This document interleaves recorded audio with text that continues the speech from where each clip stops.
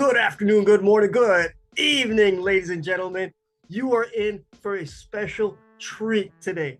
This is a collabo on both platforms, the Waraich Report and To The Point on both platforms at the same time. You, ladies and gentlemen, you are in for a special treat tonight with my man, Prab Waraich. How you doing today, brother? I'm good, Brian. How you doing? Thank you for having me on here. I'm doing all right, man. Just getting over a cold. Sorry if my voice isn't as loud as it normally is. I know some of you people hate that. But um, speaking of things getting loud, there's been a lot of loud rumors all across the internet. And we've seen it on your, I believe it was your last video um, Yeah. about this specific topic that we're going to talk about. You went into a lot of detail, but let's go deeper into some of the other things that have to deal with this specific topic because it is major, right? Now, we've seen a lot of rumors, speculation over the last year, some fair weather fans, some random people, a lot of, here and there's, right? Match points. Saying that the one and only, the swirl, the spicy P, is involved in trade rumors with the Toronto Raptors. Now, whoa, Prab, I gotta ask you. Let's pump the brakes on this one. Let's get into detail. Should the Toronto Raptors trade Pascal Siakam?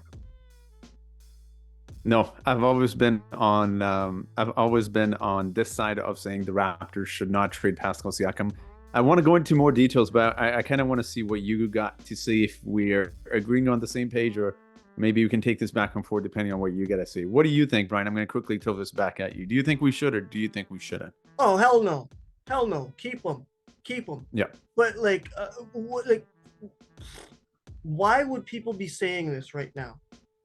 So I think Why is this a speculation? the reason there are a lot of fans, again, I've engaged with a lot of fans from both sides, the ones that do want to keep him and the ones that don't want to keep him. And based on what I'm hearing from a lot of fans, and it pretty much, I guess, if you want to say this, it kind of goes along with what Masai and Bobby are doing, is they don't want to give him the max contract because they've got so much money already on the board, especially now with RJ. They're going to have to pay Emmanuel quickly, easily 25 million on his first year, and then they've got Scotty's extension kicking in as well, and obviously salary being a big issue.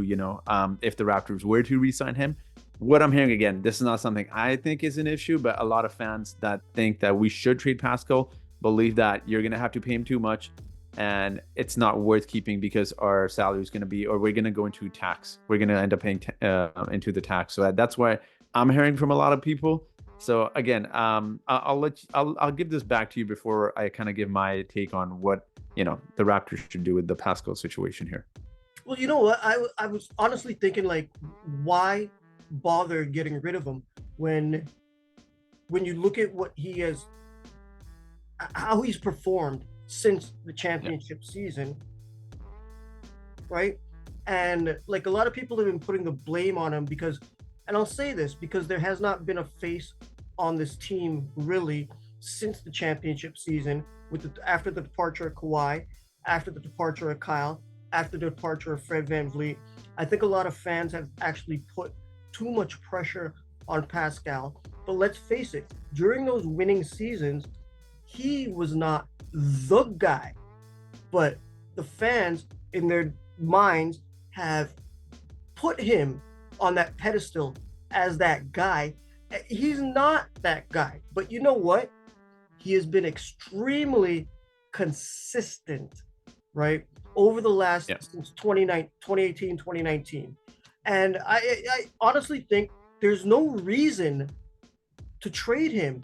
When you look at his numbers, it's extremely consistent. Everything has been basically the same. Offense, defense numbers. Go look it up, ladies and gentlemen. If you don't want to, I can tell you. I got them all written down right here. Okay, you know what I mean? I just don't see it. But there's that one issue, like basketball being a I want to throw this one at you. Basketball being a business and players considered assets, right?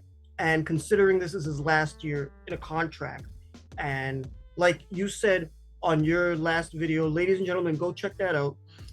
That he is looking for a max contract if he were to leave. Now, should the Raptors give him the max contract, my friend? Well, I don't. Here's what I think. I think I've always said this. Like, I think fans worry too much about money, and I see this in a sense where, if you recall, Brian, you remember when we signed OG Anunoby to that $18 million contract, and a lot of fans were saying, "Well, that's way too much for OG Anunoby."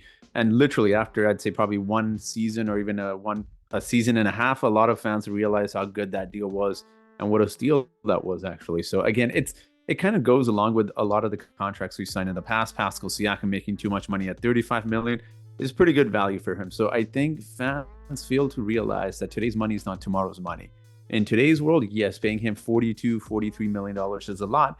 And what a lot of people think is when we pay guys like Pascal, look, he's a great player. He's not a number one option, but that shouldn't necessarily be the reason why you want to get rid of him. That's pretty much stating the obvious. Like, just because someone's a number two option doesn't mean that you should get rid of him. By that logic, then not a lot of teams would have a lot of good players, you know? I mean, the Celtics got Jaylen Brown. If he's not a number one option, why not trade him? You know, if there's a lot of good players on this around the league, in fact, you could argue that are number two options. And I know, look, maybe that's a bad example with the Celtics because they do have Jason Tatum, you know, as a number one option there. But like around the league, there's a lot of players that are legitimately number two options on most teams. That doesn't necessarily mean that should be the right move to make to trade that player just because it's not a number one option. Like when you look around the league, Brian, there's probably, I don't want to put a number on it, there's only a handful of players you could see if they went to any team around the NBA, they'd be legitimately the number one option on most teams, about 95% of teams in the NBA. So I don't see the issue there. Again, in terms of Pascal's contract, when we do talk about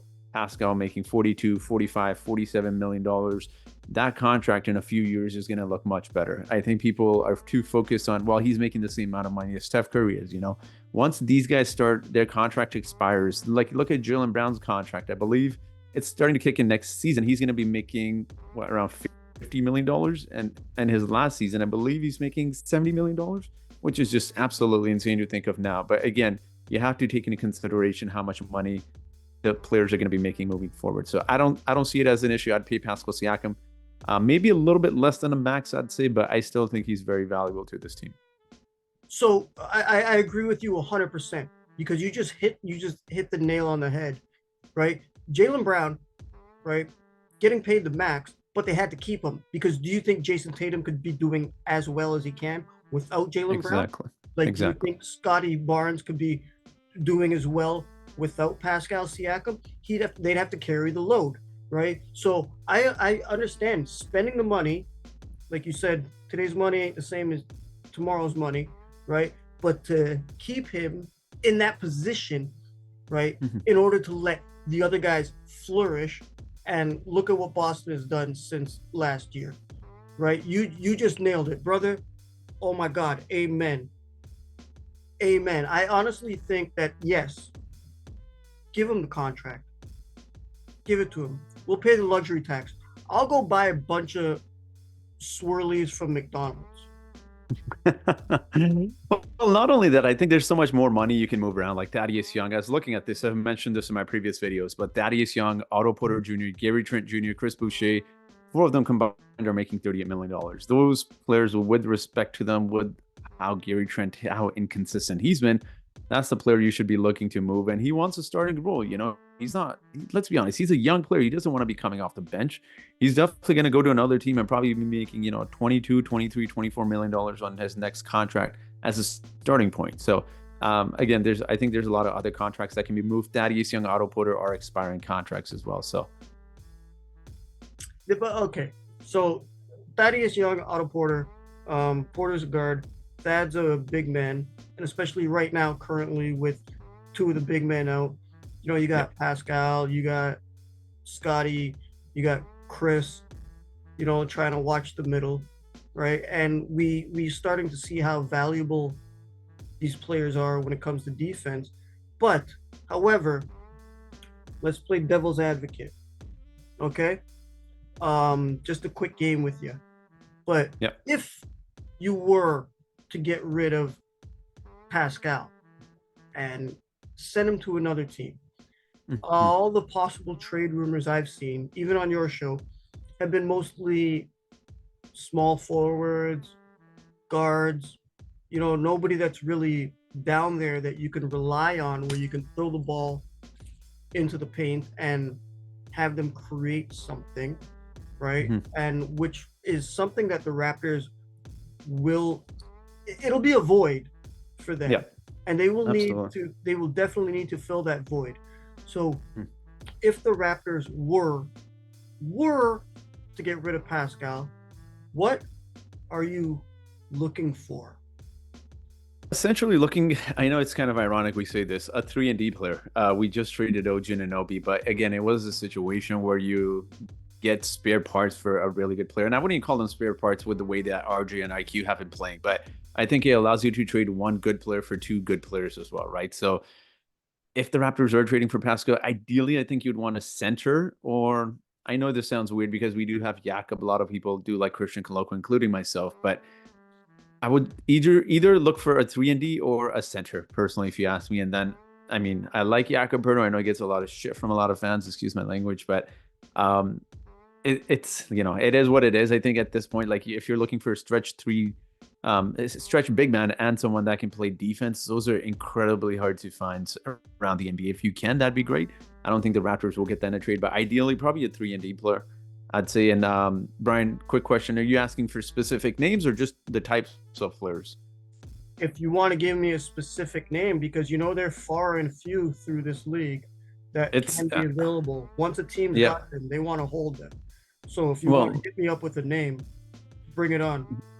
they're never going to trade it, but Dallas has been a team that has been constantly in the rumor mill for someone like Pascal Siakam. Again, it's a big, major if. The likelihood that they actually gave up someone like a Derek Lively would be very rare, but if we could get him for Pascal Siakam, that'd be a great starting point.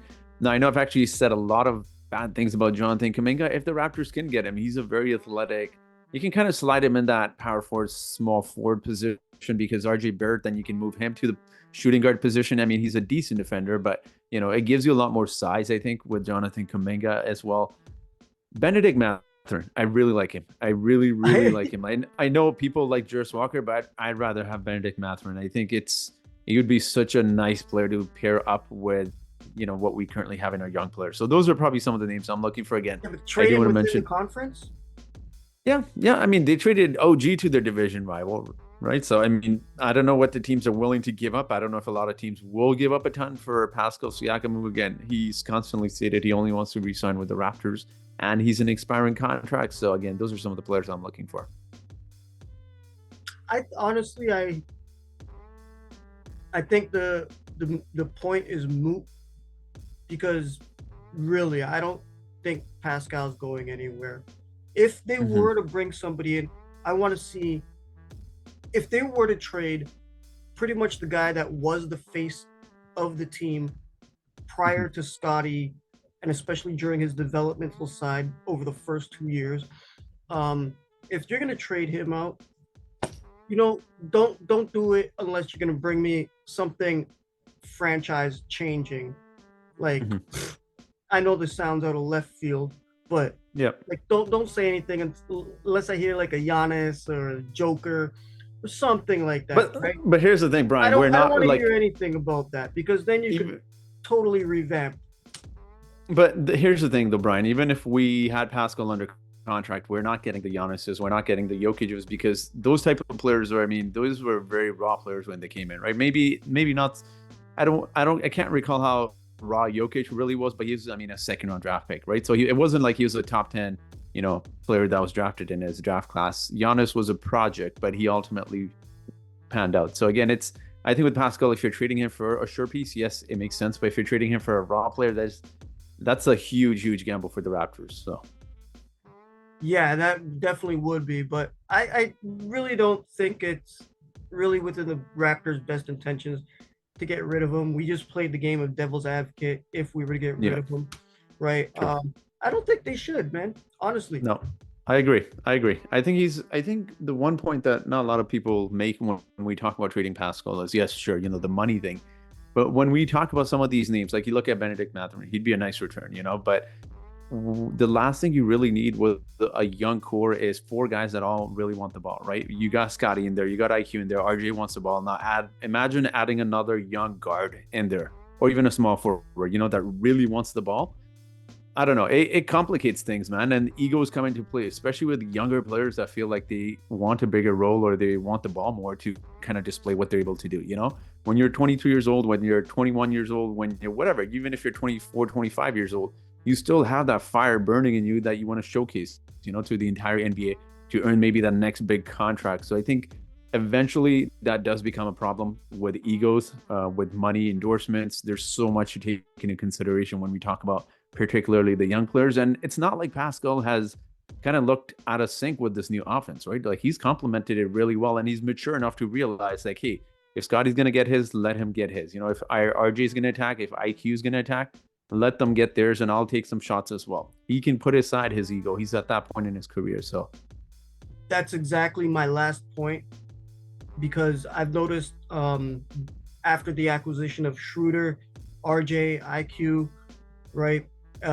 Scotty still developing, right? I've noticed Pascal seems a little more comfortable. It's not just put it on him and the other team is just looking at him on defense, right? I noticed he's been flourishing extremely well, right?